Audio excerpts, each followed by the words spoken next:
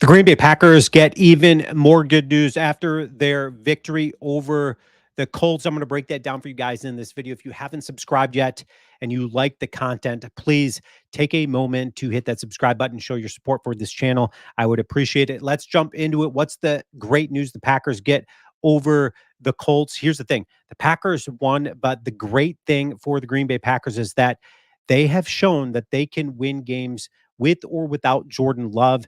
That is fantastic news for the Green Bay Packers. That's even better news than the win, is that they've got a talented roster that can go out there and win some games with or without a stud piece. And should the Packers, heaven forbid, have to be without maybe a guy like Josh Jacobs in this game, the Packers have shown that they can go and win some games because they are a deep, talented team. They're the youngest team in the league.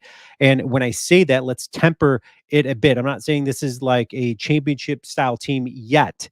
Now, do I see the Packers potentially showing some signs of being a threat to not just make the playoffs, but go deep into the playoffs, maybe even the Super Bowl? Potentially, but let's temper that a bit. The Packers get a win over the Colts at home, and they looked super good. And then you see these articles like Packers put the division on notice with statement win, and then Forbes comes out and says Packers win over the Colts shows they have a championship roster. Easy a bit. The Packers are very good, very talented, but the even better news that the Packers get is that they've got a coach. In fact, I think the greatest coach in the league currently is Matt LaFleur. Matt LaFleur is that guy that's going to go and win you some games with or without a stud piece because he is intelligent enough to go and game plan and throw confusion against the opposing defense to be successful on offense. And let's not forget what Jeff Halfley did on defense. Now we're going to look at the numbers here. And before some of you are like, hey, listen, Jonathan Taylor ran all over us. So the Packers defense still, would I like to see some improvement there? You're going to see some improvement there. That is going to happen. The Packers are getting better week after week. It's only 2 weeks in, but the Packers defense to yesterday looked better than what we saw against the Philadelphia Eagles. Mind you, these are talented offenses who've got quarterbacks that can be dual threats. And the Packers, Jeff Halfley, he tempered what Jalen Hurts is able to do with his legs, and he also tempered what Anthony Richardson is able to do with his legs. So the Packers get great news there. So let's take a look at the numbers overall for this game. The Packers win 16-10, a great win at home. Again, without Jordan Love, the Packers looked super good.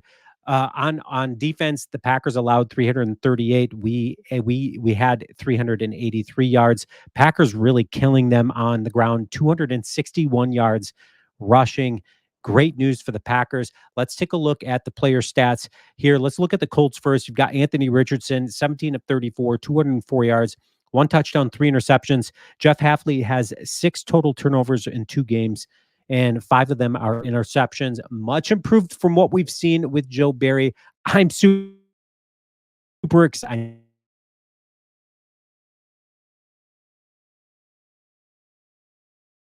with the takeaways that this team is capable of doing, what Jeff Halfley's schemes and what he's able to create, the confusion for offenses out there.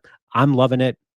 Jonathan Taylor had a little bit, more of an ease than I would have liked. 12 carries, 103 yards, 8.6 in average, and then he disappeared in the fourth quarter. I'm not sure why they took him out of their game plan. Jonathan Taylor is an absolute stud, and he showed what he can do out on the football field. Alec Pierce held 5 receptions, 56 yards and a touchdown, and that was about it on the passing game for the Indianapolis Colts. Pittman, their best receiver, 3 catches, 21 yards, but didn't kill them.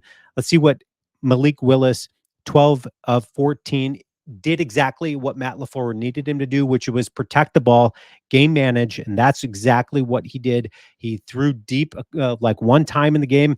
Romeo Dobbs did a fantastic job of just establishing that confidence in Malik Willis. So if the Packers do need to turn to Malik Willis in week 3 against the Tennessee Titans, they can do that. They show that they can do that. So if Jordan Love, no need to rush him back yet because Tennessee is one of those teams that you can go and win that game without Jordan Love because the Packers, They've got some pieces that can go and do it. Josh Jacobs, 32 carries, 151 yards, something Aaron Jones was never able to do. Now, I know that Aaron Jones departing Green Bay was a bittersweet thing for us Packer fans out there, but Josh Jacobs is a much improved back for what Aaron Jones was able to do, because we could never look to Aaron Jones and just say, "Hey, okay, listen, the game is going to be solely in your hands. We're going to put it on your back. Go and get us a win." That's exactly what Josh Jacobs did. 32 carries, 151 yards. Malik Willis doing it with his legs as well. 6 carries, 41 yards.